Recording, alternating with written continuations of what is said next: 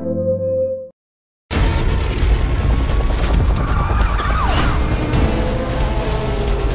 sound design for previous Need for Speeds is very over-the-top, objects whooshing by and smacking into things.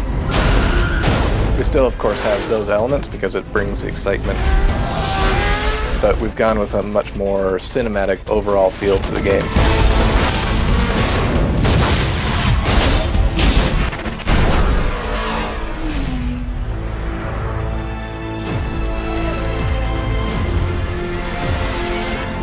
I came from Los Angeles where I worked on a lot of films, and I've sort of tried to figure out how we can bring that feel to the game. One big aspect, of course, is the score.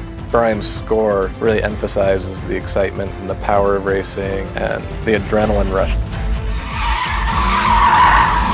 Part of the more cinematic, serious, intimate feel of this game is more believable voices. You head around front, I'll cover the back. Got it. It's similar to previous games in that we have cops and some of the cop chatter that you're probably used to. What's different though is that we have a main character this year. You see his face, you hear his voice, and you can get out of the car.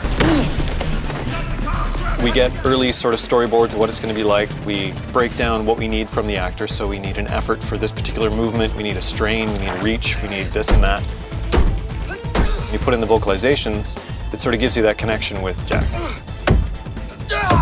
Having a character that has a voice in our game is a big leap for Need for Speed. The character's not an overwhelming presence in the game, but you're no longer just watching an empty car drive across the screen. That's allowed us to bring a lot more dramatic and emotional elements to the sound of Need for Speed. The whole thing is all about emotional and drama and keeping up the tension and the excitement and everything. So we don't want to keep it super literal. We try to use whatever sounds we can to drive the emotion. We're not necessarily looking to say, if he's running or punching, we need like a literal punch sound. This is just all our hits. So anything that's just a big, just kind of a big impact.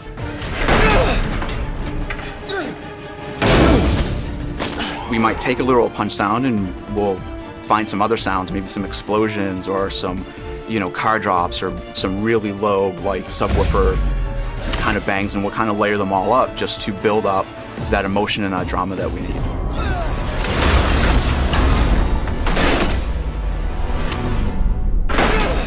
Overriding through everything we do is how do we make this feel more human, more intimate.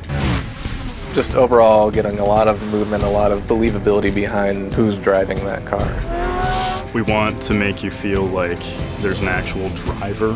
When he hammers on the gas, there might be a little play between the transmission and the engine. So those pops are actually driving the visual effects from audio, which is something we've never done before. When he shifts hard, you're going to hear it. Again, that same play, a little oscillation between the drivetrain and the engine. All those fine details are really what makes the engine come alive. Our car here, for example, is not just, a recorded sound effect. It's made up of layers upon layers of sounds that are listening to physics and they're listening to the context of the game. Essentially, you're creating just the rules and the player's creating the mix, and it's different every time somebody plays the game. I need a status update on that chopper now! This is all the logic that goes into just playing this tire skid sounds. Each tire has its own physics information and what type of surface it's on. The sound gets processed and then sent out into the main mix of the game. This is just the skids. You can hear some of the reverb in the background. As you go faster, the skids change in quality, change in sound. If you're going 100 miles an hour sideways, it'll have a completely different sound. It's reacting in the way we feel a human would actually be applying the throttle and brake based on the inputs that the player is giving. It's so hard to get the actual feel of driving and not the feel of just controlling a car on the screen. That's where we really put the extra effort. A really nice system, really nice setup. It just allows you to immerse yourself even more in the experience.